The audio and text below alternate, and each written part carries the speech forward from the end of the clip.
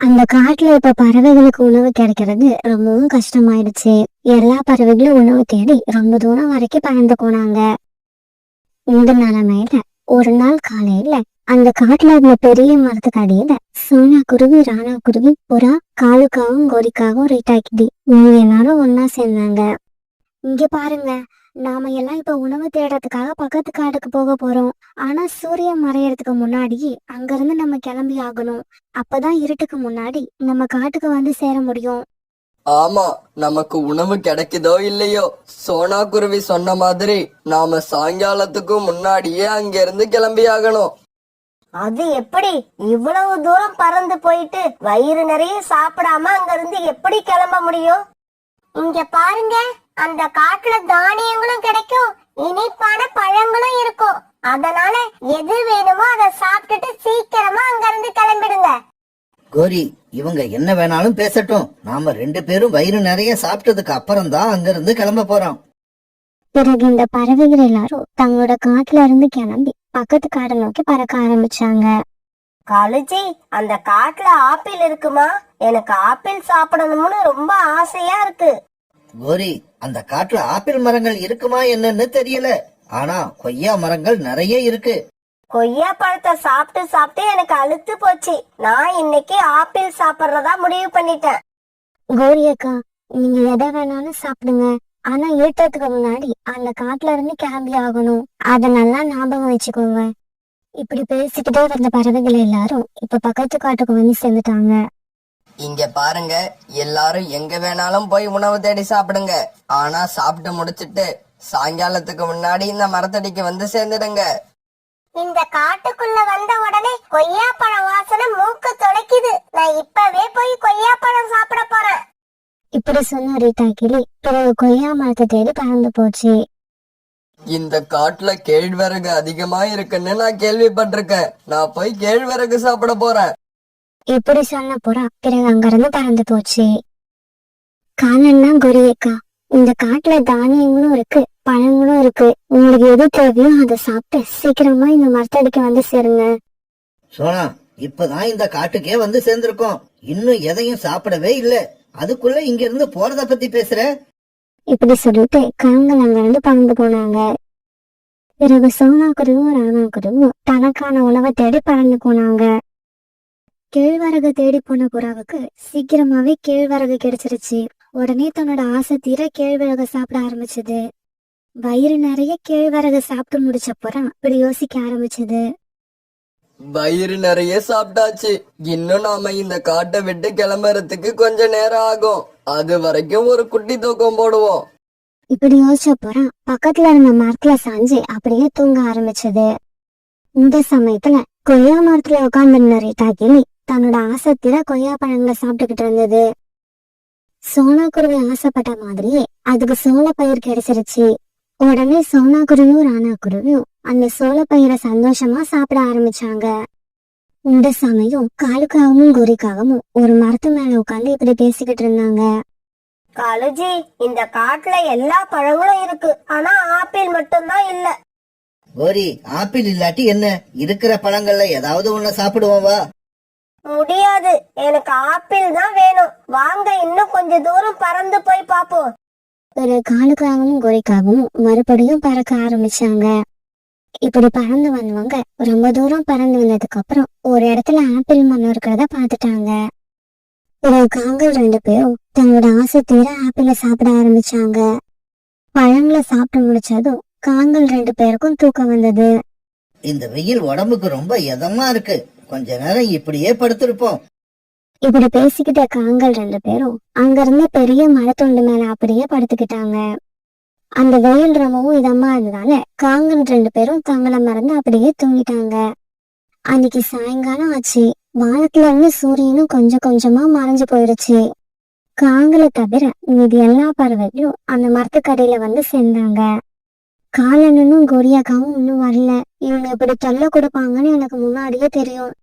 இன்னும் கொஞ்ச நேரத்துல நல்லா இருட்ட ஆரம்பிச்சிரும். நாம இங்க இருந்து ரொம்ப தூரம் வேற பறந்து போகணும். அந்த காகங்களுக்காக நாம காத்திருந்தா இன்னைக்கு ராத்திரி இங்கேயே தான் இருக்க வேண்டி வரும். ராத்திரி வழிப்பறி செய்யற ஆந்தைகள் வேற நிறைய இருக்குன்னு நான் கேள்விப்பட்டிருக்கேன்.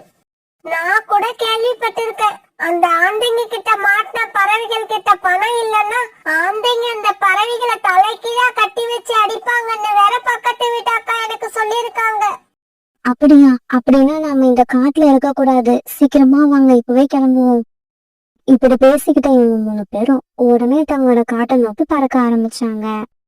இவங்க 3 பேரும் ஒன்னா பறந்து போனதால பயம் இல்லாம பறந்து போனாங்க. இப்படி பறந்து போன இவங்க சீக்கிரமாவே தங்களோட காட்டுக்கு போய் சேர்ந்துட்டாங்க.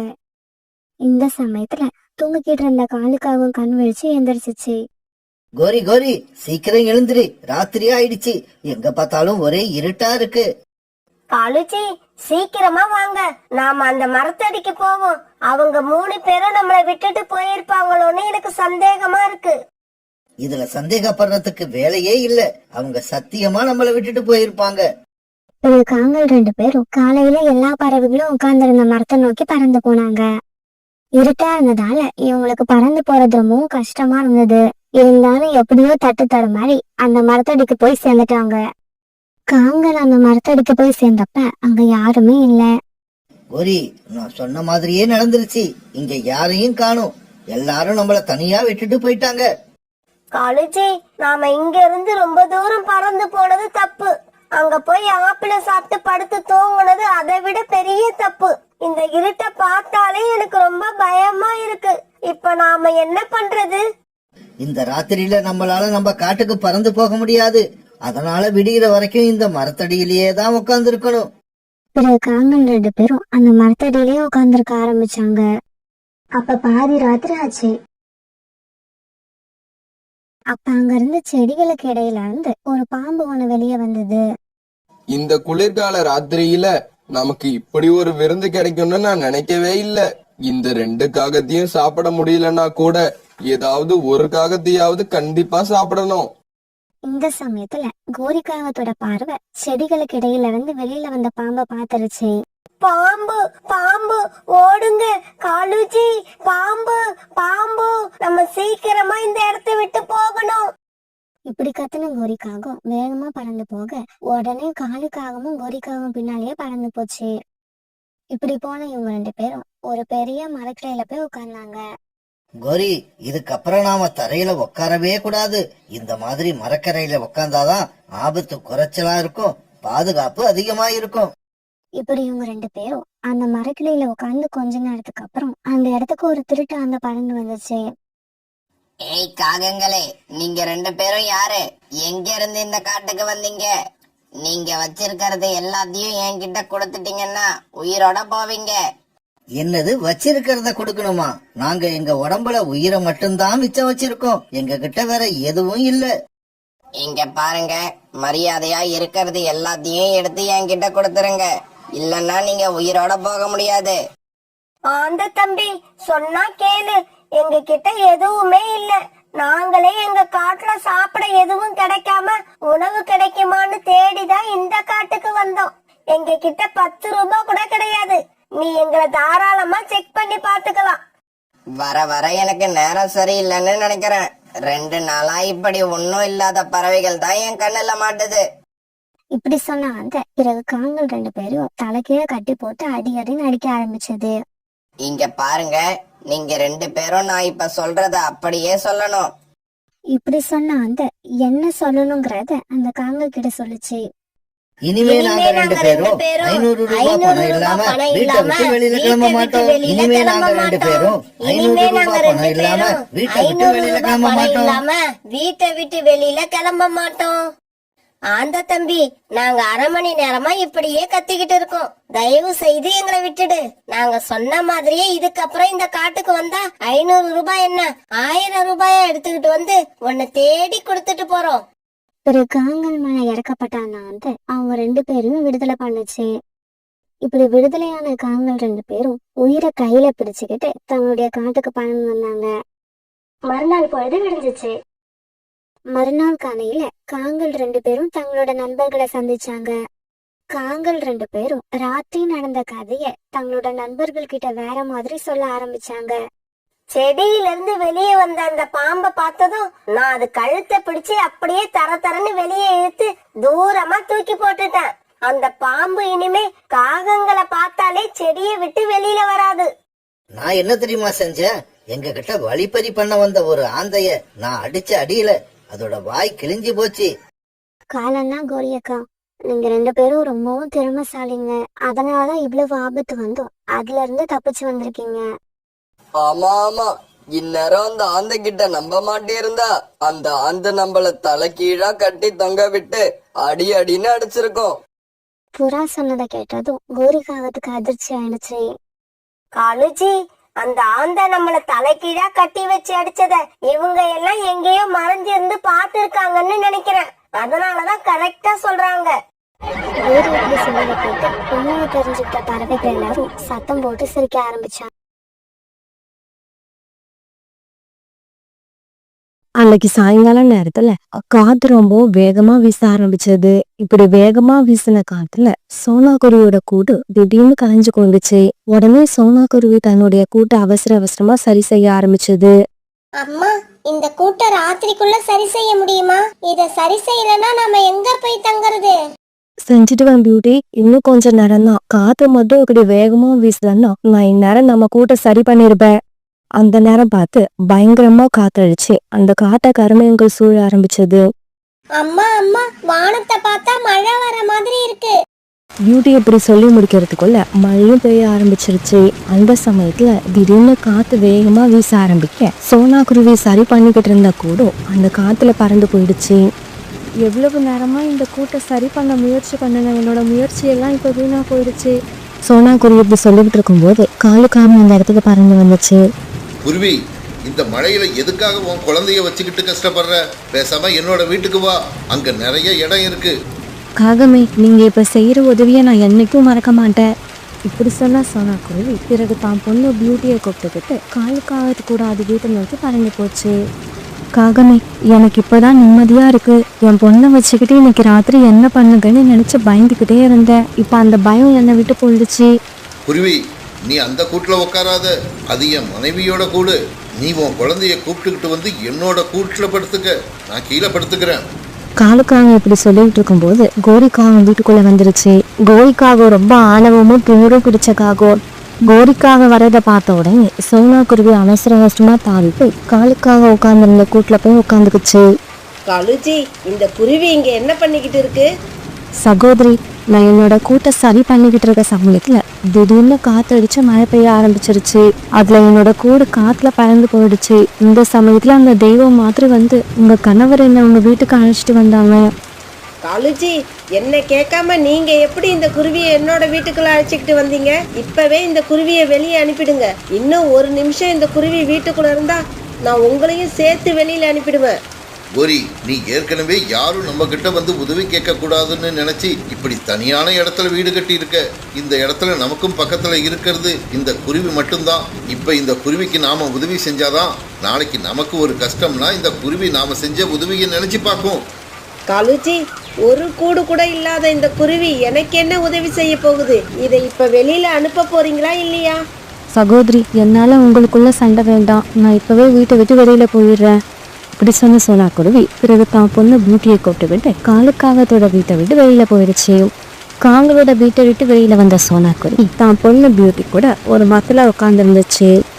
கடவுளே, என் மனசுக்கு தெரிஞ்சு இது வரைக்கும் நான் யாருக்கும் எந்த தீங்கும் செய்ததில்லை. என்னால முடிஞ்ச வரைக்கும் மற்றவங்களுக்கு உதவி செஞ்சுக்கிட்டு தான் இருக்கேன். இன்னைக்கு நான் கஷ்டப்படுறப்ப எனக்கு உதவி செய்ய யாருமே இல்லை.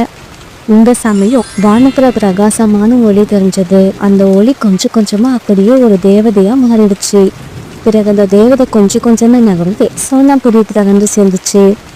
சோனாக்குருவி, நீ எப்பவும் மற்ற பறவைகளுக்கு உதவி செய்வன்னு எனக்கு தெரியும். அதனாலதான் இக்கட்டான சூழ்நிலையில இருக்கிற உனக்கு உதவி செய்யறதுக்காக நான் இப்ப வந்திருக்கிறேன். தேவதையே, என்னோட மனசு ரொம்பவும் கஷ்டப்படுது. இருக்கிறதுக்கு பாதுகாப்பான ஒரு இடம் இல்லாம நானும் என்னோட பொண்ணும் ரொம்ப துன்பப்படுறோம். சோனாக்குருவி, நீ எதை பத்தியும் கவலைப்படாம என் பின்னாலேயே வா. இப்படி சொன்ன அந்த தேவதை முன்னாலே நகர்ந்துக்குவாங்க. சோனாக்குருவியும் பியூட்டியும் அது பின்னாலேயே பறந்து போனாங்க. இப்படி இவங்க கொஞ்ச தூரம் போனதுக்கு அப்புறம் ஒரு பெரிய தக்காளி தோட்டத்துக்கு வந்து சேர்ந்தாங்க. அங்க வந்து சேர்ந்ததும் தேவதை தன்னோட மந்திர சக்தியால அந்த தோட்டத்துல இருந்த ஒரு சின்ன தக்காளிய ஒரு பெரிய வீடா மாத்திடுச்சு. அதை பார்த்த சோனாக்குருவி வீடியோ ரொம்பவும் ஆச்சரியப்பட்டாங்க. இது பெரிய அதிசயம்தான். இது வரைக்கும் சின்னதா இருந்த ஒரு தக்காளி இப்ப இவ்வளோ பெரிய வீடா மாறிடுச்சு. சோனா குருவி, இந்த வீடு நான் உனக்காக தான் உண்டாக்கினேன். நீ இப்ப இந்த வீட்டுக்குள்ள போய் சந்தோஷமா வாழலாம். இனிமே எப்படி மழை பெஞ்சாலும் சரி, எப்பேற்பட்ட வெயில் அடிச்சாலும் சரி, எந்த சூழ்நிலையிலையும் உனக்கும் உன்னோட குழந்தைக்கும் எந்த பாதிப்பும் வராது. அழகான தேவதையே, இந்த மழையிலிருந்து எங்களோட உயிரை காப்பாத்துனதுக்கு உங்களுக்கு ரொம்ப நன்றி. இப்படி சோனாக்குருவி பிறகு அந்த வீட்டுக்குள்ள பயந்து போச்சு. அம்மா, இந்த வீடு ரொம்பவும் அழகா இருக்கு. இது வரைக்கும் என்ன பயமுறுத்திக்கிட்டு இருந்த இந்த மழையை இப்ப ரசிக்கணும் போல இருக்கு. இதே சமயம் வெளியில வேகமா வீசிக்கிட்டு இருந்த காத்தால காங்களோட வீடு இருந்த மரம் லேசா ஆட ஆரம்பிச்சது. இப்படி கொஞ்ச நேரம் ஆடிக்கிட்டு இருந்த அந்த மரம் திடீர்னு வேரோட அப்படியே கீழே சாஞ்சிருச்சு. மரம் இப்படி கீழே விழுந்ததால அது மேல இருந்த காங்களோட வீடும் கீழே விழுந்து உடஞ்சு போயிடுச்சு. இப்படி உடஞ்சு போன வீட்டுல இருந்து காலுக்காக மட்டும் எப்படியோ தப்பிக்க கோரிக்காக வீட்டோட இடிபாடுகளுக்கு இடையில சிக்கிக்குச்சு. காலுஜி, என்னை எப்படியாவது வெளியில எடுங்க, எனக்கு ரொம்ப வலிக்குது, என்னால வலி தாங்க முடியல. இப்படியே விட்டுட்டீங்கன்னா நான் இறந்து போயிடுவேன். என்ன காப்பாத்துங்க, என்ன காப்பாத்துங்க. கோரி, கொஞ்ச நேரம் அமைதியா இரு. உன் மேல விழுந்திருக்க கதவை என்னால தனியா தூக்க முடியாது. அக்கம் பக்கத்துல யாராவது இருக்காங்களான்னு பார்த்துட்டு வரேன்.